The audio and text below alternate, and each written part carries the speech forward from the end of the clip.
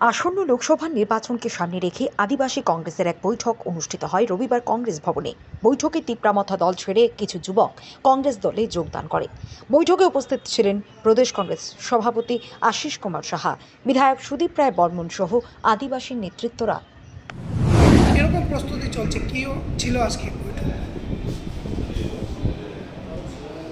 লোকসভা আসন্ন দুটি নির্বাচন ক্ষেত্রে নির্বাচনকে সামনে রেখে আদিবাসী কংগ্রেসের সমস্ত রাজ্য নেতৃবৃন্দদের ডাকে আজকে প্রদেশ কংগ্রেস অফিসে আদিবাসী নেতৃবৃন্দ সহ প্রদেশ কংগ্রেসের বিভিন্ন যারা আদিবাসী নেতৃত্ব সকলের উপস্থিতিতে এক নির্বাচনী প্রস্তুতি সভা এখানে অনুষ্ঠিত হয়েছে।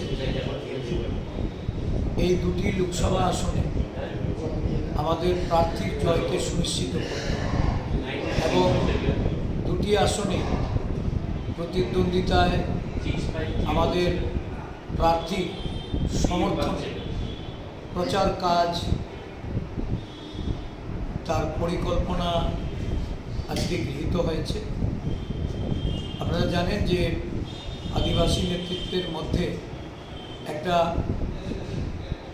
বিশেষ ভূমিকা বিগত কিছুদিন ধরে ধারাবাহিকভাবে যে আমাদের কাজকর্ম চলছে, এতে করে এই রাজ্যে যারা আদিবাসীদের নিয়ে ছিনিমিনি খেলে, আদিবাসীদের প্রতারণা করে আদিবাসী জনগণের আশা প্রত্যাশার অবমৃত্যু ঘটিয়েছে, তাদের বিরুদ্ধে আরও বেশি সংঘবদ্ধভাবে সোচ্চার হওয়ার জন্য এই রাজ্যে যারা আদিবাসী সমাজের বিভিন্ন স্তরে বিভিন্ন জাতি উপজাতি গোষ্ঠীর যারা নেতৃত্ব প্রদান করছেন, তাদেরকে কংগ্রেস দলে যোগদান করার লক্ষ্যে আমাদের আদিবাসী নেতৃত্ব তারা পদক্ষেপ গ্রহণ করেছে।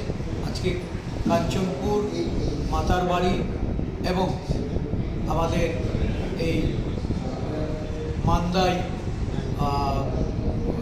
শান্তিরবাজার, এই সমস্ত অঞ্চল থেকে অনেক মথা ছেড়ে কংগ্রেস দলে যোগদান করেছে এবং অনেক নেতৃত্ব যোগদানের